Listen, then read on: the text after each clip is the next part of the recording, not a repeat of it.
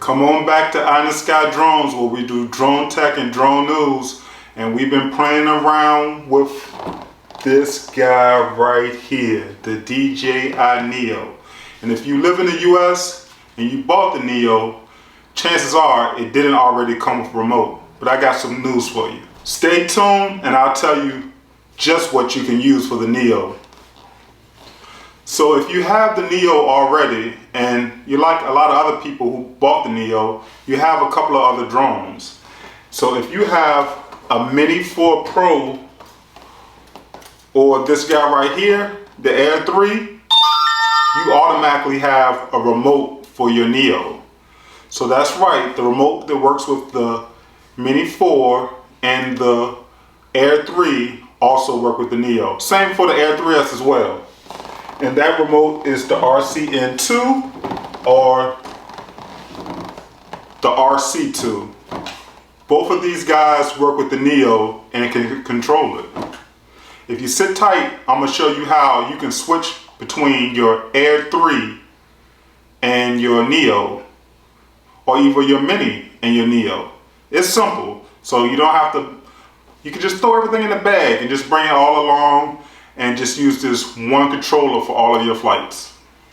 So as you can see, I have two drones here and just one controller. And yes, this RC2 works with both of these drones. The first time, if you already had it paired with your Air 3, the first time you pair it with the Neo, when you power the Neo on, you hit connection guide and pair and select Neo and pair, and it's gonna ask you to hold down the power button of the Neo for 2 or 3 seconds. I've already done this, so now I'm just going to show you how to switch between both. The last drone I flew with this controller was the Neo, so I'm just going to show you seamlessly how to pair it with the Air 3 now that I've flown with the Neo. So I'm going to power the Air 3 on, and it's not going to automatically come up on the screen because the Neo was the last drone I've flown with. So as you can see, the Air 3 is powered on. And now I'm just going to go to connection guide and I swipe over and I choose the Air 3. And then it says switch to firmware to the corresponding version. So right now it's loaded with the Neo's firmware. It's going to switch to the Air 3's firmware. So I'm just confirming. Approximately 1 minute for the switch, firmware updated.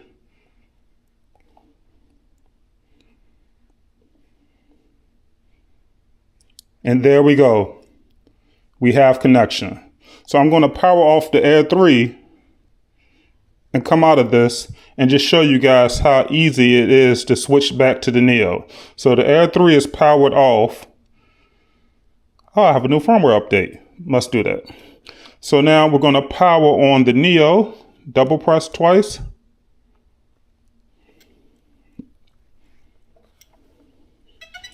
And the Neo is powered on. Go to connection guide. And then I'm going to just scroll over for the Neo. Confirm. Approximately 1 minute.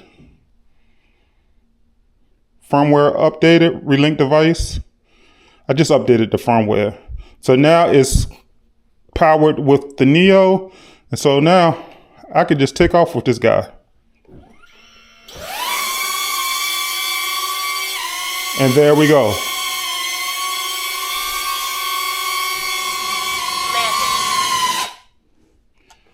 So I was happy to show you guys how to use the RC2 to switch between the Air 3 and the Neo. You don't have to use your phone. It's better to fly with a controller. You don't have to go buy a motion controller unless you want to do FPV. But you can use the controller you already have to fly your Neo. It makes flying so much better. So if you're out with your Neo and you paired your controller, do you like it better with the controller, or do you like going non-controller, or do you like using your phone? Personally, I like the controller. It makes everything easy. I'm used to the controller. I'm used to the screen on the RC2. It makes the whole process seamless. I love it. Well, that's all from Eye in the Sky Drones today. Thank you for tuning in. If you like what you saw, like and subscribe. As always, be safe and have fun flying.